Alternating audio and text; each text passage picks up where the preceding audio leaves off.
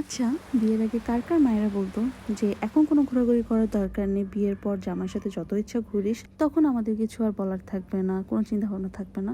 আমার কাছে মনে হয় বাংলাদেশের 90% মেয়েরাই এই টাইপের কথা শুনে খুব অভ্যস্ত। বিশ্বাস রাখুন আপুরা, বাবা মা আসলেও বিয়ের পর পারমিশন দেয় সব জায়গায় ঘুরতে যাওয়ার জামাইয়ের সাথে। তো আজকের ভিডিওটা সেরকমই। তো আমাকে কে আটকায়, কারণ আমি এখন ম্যারিড।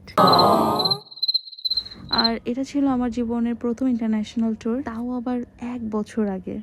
1 বছর আগের ভিডিও নিয়ে আমি এখনো আপনাদের সাথে শেয়ার করতেছি, কজ তখন আমি কেন জানি না কিছু কিছু ক্লিপ রেখে দিয়েছিলাম, আই ডোন্ট নো। বাট এখন যেহেতু কিছু ভিডিও আপলোড করা হয় আমার পেজ থেকে, so that's the reason I am going to share with you guys. শুরু থেকে সবকিছু একদম পারফেক্ট যাচ্ছিল, কিন্তু মালে এয়ারপোর্ট নেমে ঘটে গেল এক বড় বিপত্তি। তো আসলে কি হয়েছিল শুরু থেকে সবটা আপনাদের সাথে শেয়ার করব। সো ওয়েলকাম করছি আমাদের মালদ্বীপস প্রথম ব্লগে। আমরা খুব সকালবেলা বাসা থেকে বের হয়ে যাই এয়ারপোর্টের উদ্দেশ্যে। আমরা রাইট টাইমে গিয়ে পৌঁছাই, এরপর ইমিগ্রেশন কমপ্লিট করে ফাইনাল বোর্ডিং এর জন্য ওয়েট করতে থাকি। প্রায় বেশ খানিকটা ওয়েট করার পর আমাদের ফাইনাল বোর্ডিং এর অ্যানাউন্সমেন্ট আসে এবং আমাদেরকে শাটল বাসে করে নিয়ে যাওয়া হচ্ছিল প্লেনের দিকে।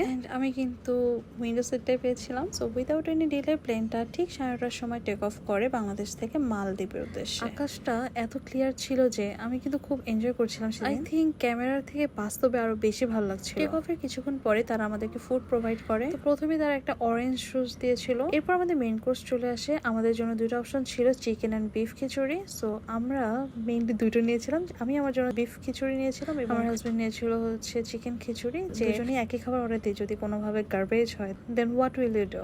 And guess what, we are right. Beef খিচুড়িটা অনেক মজা থাকলেও চিকেন খিচুড়িটা একদমই ভালো লাগছিল না। এরপরে আমাদেরকে পায়েস প্রোভাইড করা হয়, আর ওইটা অনেক মজা ছিল। তারপরে দিয়েছিল কিছুক্ষণ পর কফি। খাওয়া শেষ করে আমি ছোট্ট একটা ন্যাপ নিয়েছিলাম, অ্যান্ড ঘুম ভাঙার পর আমি যখন জানার দিকে তাকাই, আই ওয়াজ জাস্ট স্পিচলেস।